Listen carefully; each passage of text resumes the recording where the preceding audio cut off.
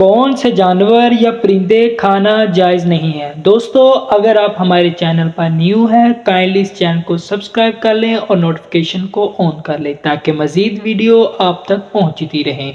جی ہاں دوستو، آج ہم ڈسکس کریں گے کہ کون سے جانور یا پرندے کھانا جائز نہیں ہے۔ جو جانور اور پرندے اپنے نوکدار دانتوں یا پنجوں سے دوسرے جانوروں کا شکار کر کے کھاتے رہتے ہیں ان کا کھانا جائز نہیں ہے، جیسے کہ شیر، بھیڑیا، گدڑ، بلی، کتا، باندر، کچھوا وغیرہ۔ جن جانوروں کی غذا صرف گندگی ہے ان کا کھانا بھی درست نہیں ہے، جیسے کہ کوا، چیل، گدھا وغیرہ۔ جی ہاں دوستو، ان کی ذرا مثال سنیے گا۔ کھچر، گدھا، گدھی کا گوشت، گدھی کا دودھ پینا درست نہیں ہے۔ اسی طرح جو مچھلی مر کر پانی کے اوپر الٹی تیرنے لگے اس کا کھانا بھی درست نہیں ہے۔ جس چیز میں چونٹیاں مر گئی ان کو نکالے بغیر وہ چیز کھانا جائز نہیں ہے۔ اگر ایک آدھ چونٹی حلق میں چلے گئی تو حرام کھانے کا گناہ ہوگا۔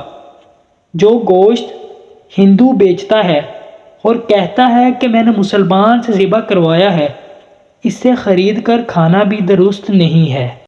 کون سے جانور اور پرندے کھانا جائز ہیں؟ یہ ایک سوال پیدا ہوتا ہے، اس کا جواب سنیے گا۔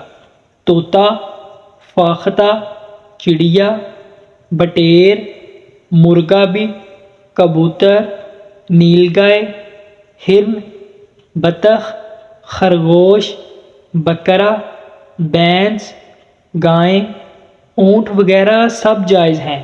گھوڑے کا کھانا جائز ہے لیکن بہتر نہیں۔ دریائی جانوروں میں صرف مچھلی کھانا حلال ہے، باقی حرام ہے۔ جھینگا اکثر علماء کے نزدیک مچھلی کی ایک قسم ہے اور اس کا کھانا درست ہے۔ جو نہ کھائے اس کی تعبیت ہے، لیکن کھانے والے کو ملامت نہ کرے۔